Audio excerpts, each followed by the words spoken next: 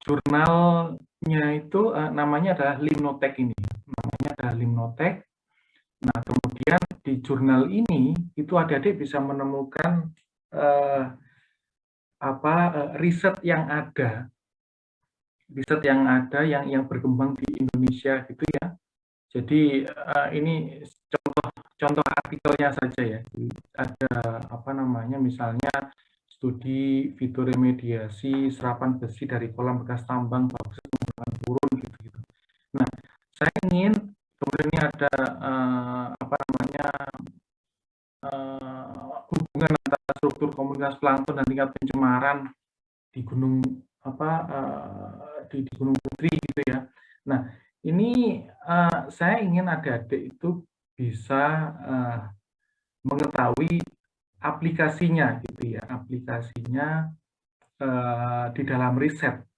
Jadi mungkin juga ya supaya tahu ya metode penelitiannya itu seperti apa. Misal di sini ya, di keyword ini adalah keyword dari banyak tema. Di sini kita melihat ternyata tema yang banyak itu terkait Danau Maninjau. Berarti yang banyak dibahas adalah Danau Maninjau. Kemudian yang kedua adalah fitoplankton, kemudian kualitas air. Nah, ini limnologi sekali. Jadi misalnya kita ke fitoplankton ya, karena kita ini tadi membahas terkait organisme akuatik. Saya klik, pindah ke halaman selanjutnya. Ini masih tetap tampil di layar atau berubah atau tidak layarnya? Terlihat, Pak. Terlihat ya. Berubah, Pak. Sudah berubah ya? Sudah, Pak. Oke. Jadi di sini adik-adik bisa menemukan jurnal begitu ya, jurnal dalam bahasa Indonesia ini ya. Silakan nanti misalnya komunitas dan biomasa fitoplankton di Sungai Kumbe, Kabupaten Merauke, Papua gitu. Adik-adik bisa cek abstraknya di sini. Bisa cek abstraknya, kemudian ini masih loading agak lambat ya.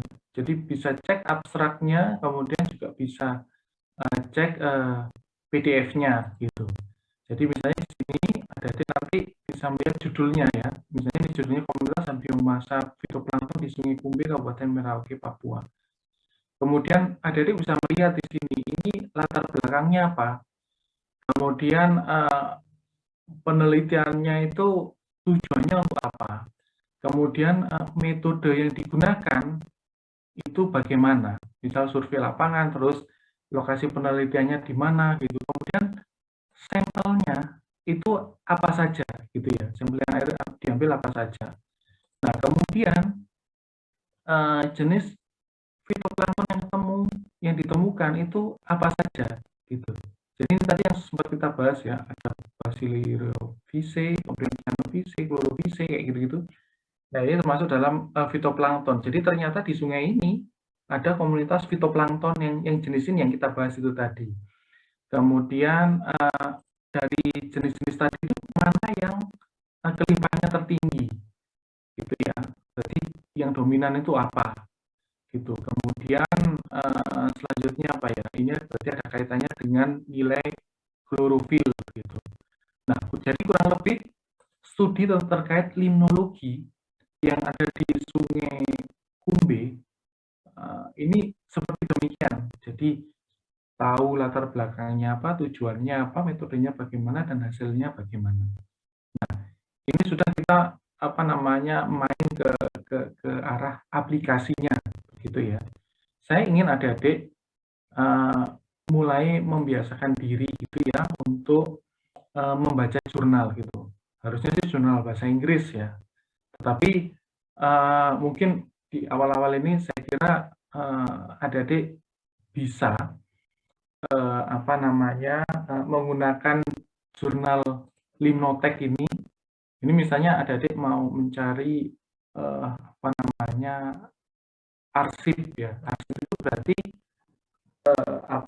jurnal sebelumnya, atau juga bisa dicari di sini lah berdasarkan keywordnya atau mau tema tentang apa. Yang tidak ada di sini itu berarti misalnya tema tentang nitrogen gitu, ya udah ditulis aja di sini nitrogen, di search sini ya, Kemudian nanti akan muncul jurnal-jurnal yang terkait tema tema tadi nitrogen tadi itu. Nah, maksud saya adalah adik-adik saya beri tugas untuk memilih salah satu